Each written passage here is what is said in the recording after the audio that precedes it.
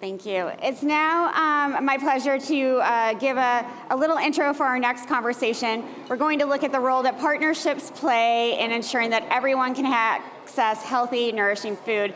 And moderating this panel, you get a break from me, you need it, is Amanda Masino, a professor of biology and the chair of natural science at our incredible partner institution, Huston-Tillotson University. Give her a huge round of applause.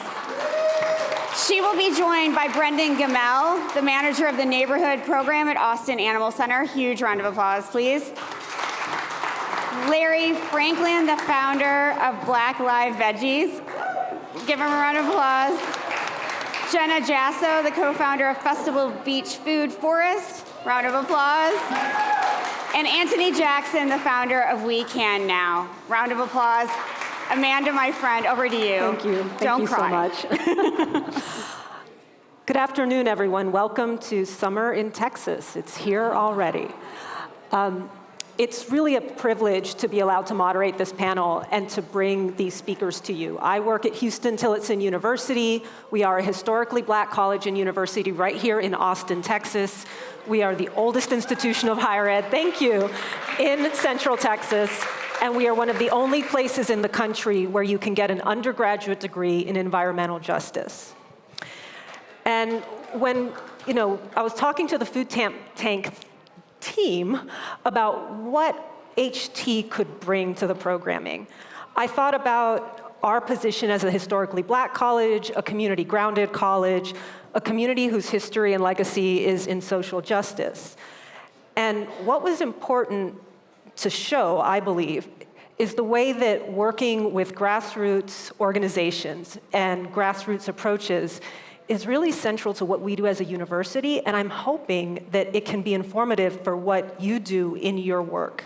I don't think that anyone here is necessarily 100% working in food, but we all eat, right? And so I want you to think about, as we talk to the panelists, how you might expand your idea of what constitutes food work and what these intersectional partnerships look like, because that's something I think we're really good at doing at a historically Black college and a liberal arts focused college, is taking an intersectional approach, multidisciplinary and pulling from different groups. So my first question for the panelists, Danny introduced your organizations, but I would love for you to share a little bit about your programs and talk about what inspired you to create your organizations or your programs. We are looking at founders here all. So what inspired you to create what you did? Thank you, Amanda, I appreciate that. I would say my main goal, my inspiration is trying to change the perception of animal protection. We are at Austin Animal Center is not the dog catcher. The last thing we want is to round your dog up. Where you want to be your first call when there's a problem and not your last call for an owner surrender. And I think we're slowly doing that. And could you talk a little bit about why is it that your program is related to food access? I'm responsible for dogs experiencing homelessness. So I'm responsible for Travis County of all our community members, unsheltered. My job is to build trust and connection with members of our community experiencing homelessness who do not fit our typical animal services model due to their unique barriers. We learned very quickly that the typical brick and mortar shelter doesn't work with people experiencing homelessness. So my program was created to take animal services to where they are. Whether it's in the unsheltered, in the woods, in the bridge shelters, we bring the services to you, to them, to empower them to be the best pet parent and ultimately keep their dog so it doesn't come back to the Austin Animal Center. Great, thank you. Larry, same question. Hey everybody, my name is Larry Franklin. I'm the founder of Black Lives Veggies, the nonprofit. I'm Commissioner of Food Policy, former Commissioner of Joint Sustainability. And what inspired me was really just freedom. I know how it feels to have a job. I've had a job before. And unfortunately, I'm not the type of person that could do something over and over and over again the same way. And so I just wanted to develop a better relationship with my creativity. And I think that came through the closest thing to entrepreneurship, which is founding a nonprofit organization and developing programs. And me knowing my personal experience, it's been really important to me, as you know, Amanda, to build a platform that would connect to students that have an interest in growing food that would allow them to express themselves the same way.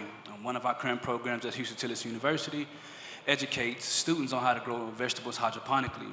Not just educate, but we educate them on the entire structure of what a nonprofit is, how does a nonprofit get funded, then we go to talk about the vegetables and vegetable distribution. So it was more of a freedom thing than anything. Thank you. Jenna. Hello, everyone. I am a co-founder of Festival Beach Food Forest. That is a food forest on public parkland here in Austin. This year our trees will be turning 10, and we're expanding from 2/3 of an acre to over 3 acres right now. So this is a forest garden that is available and open and accessible to the public at all times. I originally started out, I went to UT and I was on a path for, corporate life as a mechanical engineer. And that didn't pan out for me, but because it didn't, I was on a search for really what was the path for me. Because my whole life I had, I go to college and then I get a job. That didn't work out. I felt like I was starting over. But that search really helped for something more meaningful, helped me discover, really a lot of the issues going on that I was unaware of because I just really hadn't taken the time to go deeper and look deeper. And when you're seeing the environmental crisis, a mental health crisis, economic crises around the world, and you start to see the solutions and how they're tied together. And when I discovered permaculture. With an engineering background, it was like, ooh, permaculture, yes, design. You can actually design things to regenerate all of the destruction that we've done on this planet. That was what got me going. And then with the project to bring something like this to exemplify what was possible in public spaces with the land, to reclaim that land for community and to provide a space for education and really just for the community and society to reconnect to the earth. And that magic of being able to pull something from a plant or a tree and eat it was something that was really transformational for me.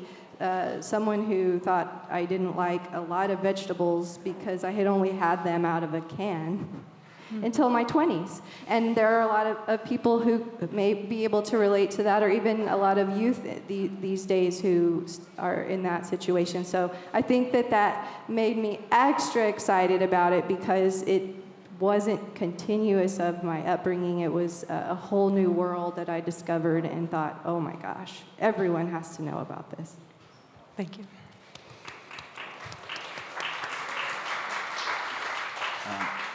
Thank you for being here. My name is Antony Jackson, Sr. I'm the founder and CEO of We Can Now, which is a nonprofit in Austin that helps people experiencing homelessness. And what got me started is being born and raised in Austin. My mother had me, a little bit about my background, my mother had me at the age of 16, and she left the house and never went back. So you can only imagine what that road was like. So that really spiraled us into homelessness, like Salvation Army, women's shelters, and other various areas of homelessness as well. And I'm the oldest of 4. I've always been solution-driven. And, if you're the oldest, you know what that means as far as, like, responsibility of, like, I'm going to do it all. I'm going to be the good child. So, I always wanted to make my mother proud. She didn't graduate junior high or high school. So being in the situation of homelessness, I always realized, like, there wasn't any resources and there wasn't any programs that, or many that we knew of when I was experiencing that. And at least in my area, in my neighborhood, which is East Austin at the time. And we never really got a chance to build a good foundation from homelessness. So fast forward all the way to 2014, when I finished college. I drive home, hey mom, I'm home, where we living at? And she's in a shelter with my sister that only accepts women. So even in 2014, after I went to college and trying to get my life together through this circumstance, I'm still dealing with the circumstance. And I always wonder, like, how can you be trapped in dealing with this circumstance when you're positive, when you're trying to do the right thing, when you're not dealing with substance abuse and all of these other things that could lead you into homelessness. And I didn't really have an answer, so I took it upon myself, being solution-driven, to know once I got out of homelessness and I strived to make a better life for myself and my family, I was going to create an organization in Austin that helped people that were in my experience as well, that might have felt like in the community there was no real resources or real programs or services that were out there for them. And a little bit about our program is we have 2 programs, a street outreach team that goes out every week and provides essential resources like hygiene, clothes, fresh water, the things that we need as human beings on a day-to-day. And then on the back end of that, we have a diversion program which helps people experiencing homelessness transition from the streets into housing, because we don't want to see people on the streets at all. So, Thank you. Okay, so this next question is primarily for Brendan and Antony, right? When we think about healthy food access for people experiencing homelessness, I can personally get very frustrated because a lot of what I see being given out is not food that I would necessarily choose for myself or choose for my kids or my relatives. And you both have absolutely focused on that in your work. So can you talk about that, the recognition that healthy food access is for everyone, including people experiencing homelessness, and how you contribute to that? Yeah, so the lived experience that I have, along with working in the space, and like you said, seeing some of the food and the resources being given out to people that are experiencing homelessness, I guess it's a notion for human beings to think like, well, they're living on the streets or they're homeless, so they don't deserve much or they don't deserve quality food, but I don't know where we've inherited that from, because they're still human beings. So for us in one of our street outreach programs, we focus on that. So we have healthy food access, which is every time we do outreach, we have fresh fruit, fresh water that we give them. Each person that we serve that is experiencing homelessness is able to take between 9 to 10 different fruits with them that'll last them not only that day, but throughout the week. And, you have to understand that when you're experiencing homelessness, it's already a critical situation to begin with. Not to mention if you're elderly, not to mention if you have chronic illnesses and things like that. So, again, going back to that notion of, hey, they're homeless, let's just give them this.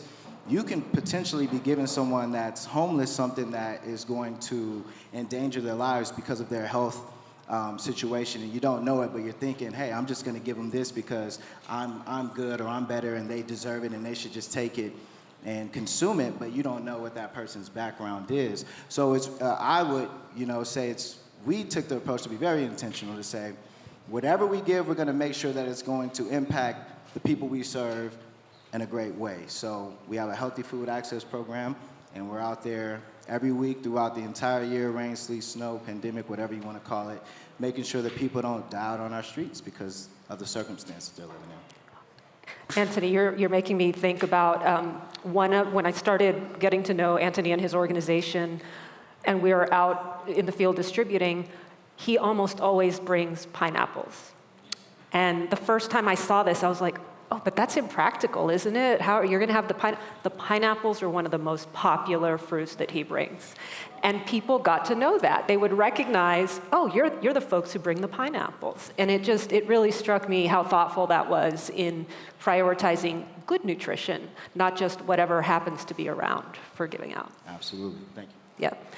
Brendan, can you talk a little bit about your role in this?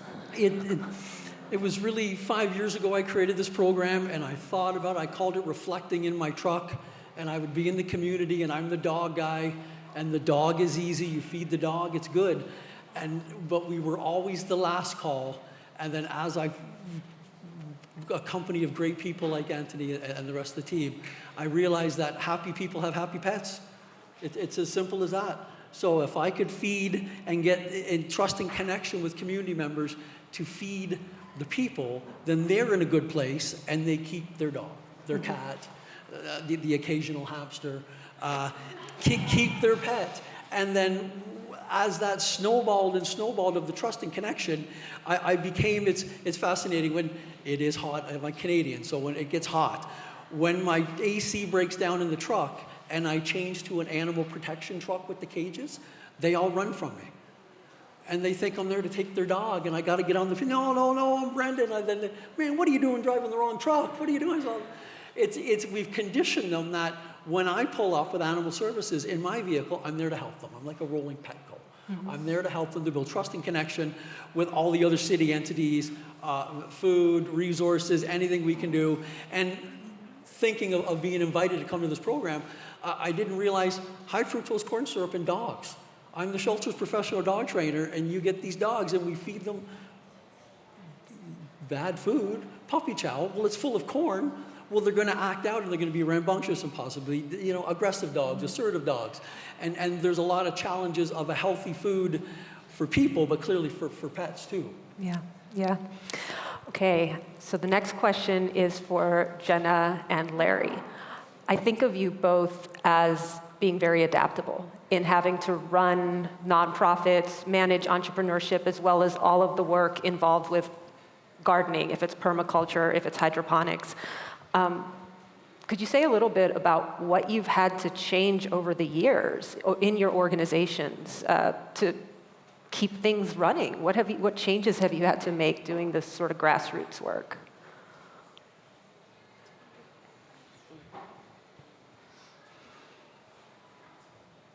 So the Food Forest Project is a grassroots organization completely from the start, 100% volunteer. That was probably one of the biggest challenges and continues to be. So adapting to the availability and the challenge of 100% volunteerism is challenging in starting to really start to build the structure that the momentum of this type of project was, I would just say,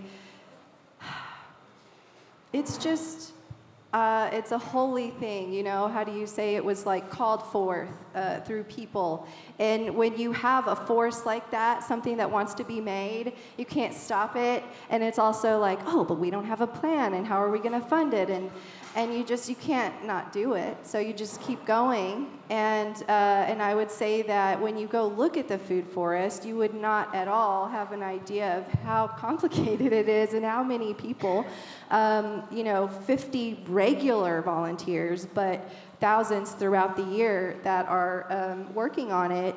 And yet we're still, we have very little funding to pay for anything beyond what we absolutely need to keep it going.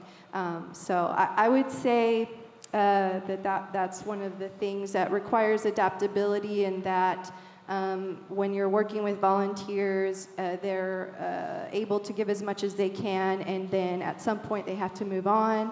And so it's a revolving door, trying to build the systems and grow and create some efficiency with that happening at the same time. But we're going, and the trees will keep growing. So that's the permaculture for your volunteers as well, right? So that you can sustain the volunteer groups, not just the plants. Yeah, what you all do is pretty remarkable. Absolutely. We have a lot of engagement right now, so it's great. And so for us, everything has changed. And that's because when I initially founded Black Lives Veggies, I was very much so a kid, like totally knew nothing about nothing. I just saw an opportunity for me to express myself within the world. As of today, we went from going outdoors to indoors. That's our biggest change, meaning we went from doing what I call traditional farming or dealing with raised garden boxes to growing vegetables hydroponically. And just once again, like everything about the company has changed. So even the board members, and I think that's one of the biggest elements of our change also. A lot of times the people that you start with are not the same people that you finish with. And I had to learn that the hard way. As much as I would like for everybody to go forward, some people just didn't have the capacity to go forward. And so I had to make a choice, continue to live and continue to express Black Lives Veggies as a nonprofit with a different team. So, yeah, pretty much everything has changed.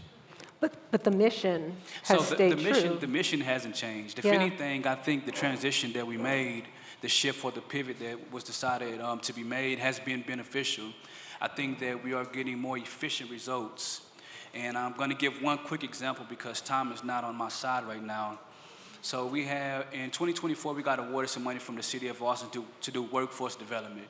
And I felt like that was a wonderful opportunity to just show that the growing of vegetables can be fun, exciting, and potentially producing income that's livable.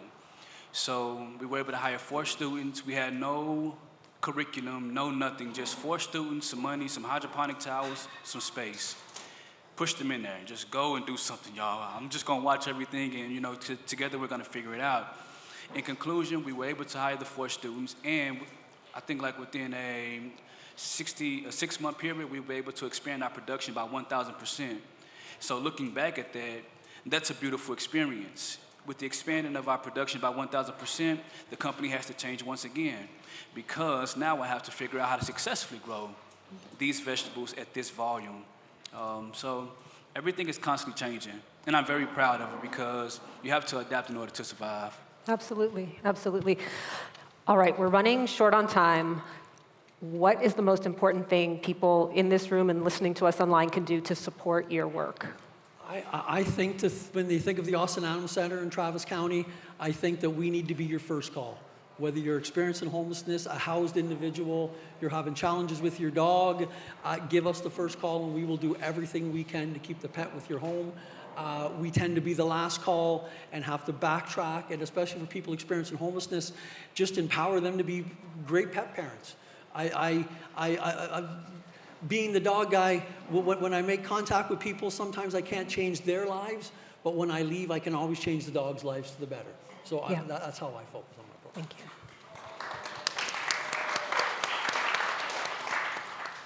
And unfortunately, this is going to sound a bit selfish, but there's really nothing that could be done right now because I'm in the process of growing.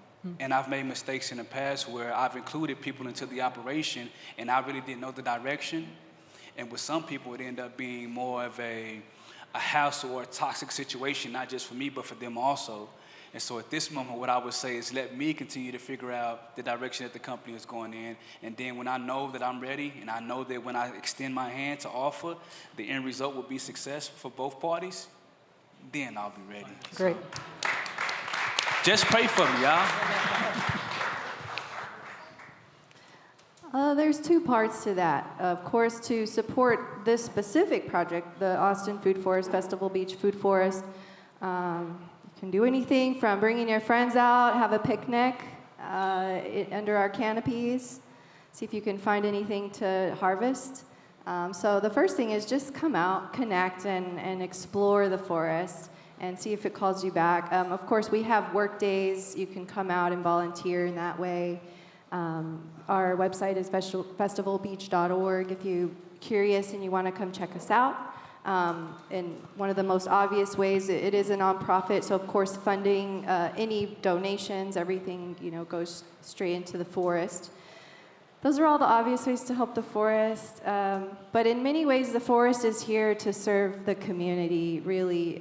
So that's why I say just come and take and receive from it. Doesn't have to be physical, just receiving that connection, right, to the earth. The second part is more of a broader, I would just say, engage in beautifying and loving the parks near you. What we really want to see are food forests in every park. What if we can reclaim our public land and use it intentionally, regenerate, include medicine and food, and have it be an outdoor educate? You don't have to add on to your day. You're walking to the park with your child, walk by the bushes, let's talk about the plants and the fruits. And so just in any way that you can engage in being a part of your local park. Love. You can donate, volunteer, share the content on social media, share the word about We Can Now and our organization. That's one way that you can help, and that's obvious. Another way is I would just challenge you to understand that it starts in the heart. We're all human beings. We all have our own purposes, and we're in different places in our lives. And a lot of times we like to put things off on the next person, right? But when you speak about community, look at us. We're all here coming from different places, having community right now. We can't get around that part. So whether you donate, volunteer, share, or do what you can for my organization, when you come across people that are experiencing homelessness, treat them like regular people. Lift them up. If you are giving something, hey, it's a high need for healthy food, so just give them something that could really be beneficial to them, so where they could be strong and where they can have the right mental capacity to get up out of the circumstance. And a lot of us feel like there's nothing that we can do, but it's something that we could do. If I could come from homelessness and get to this part to where I'm a founder and CEO that's partnered with the city and doing the work that I'm doing, then imagine what you can do. So that's how.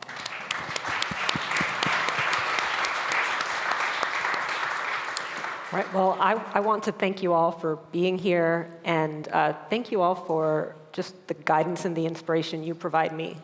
And I think anyone who knows your work, it's what you do, I can see how difficult and labor-intensive and how many pivots it requires to do, and I can see how true you are to it.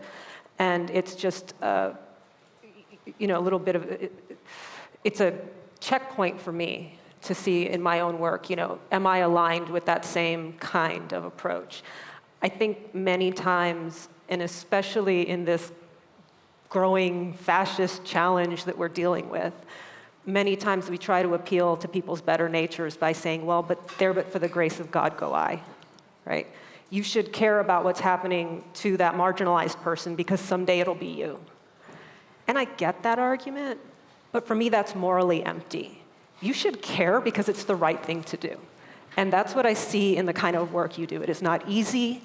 It is often personally very challenging, and you do it because it's the right thing and because something in you says that I have no choice but to do this because I know it is right. And so I'm really grateful for what you do and for working with the university and for working in the community. Thank you all so much. Thank you.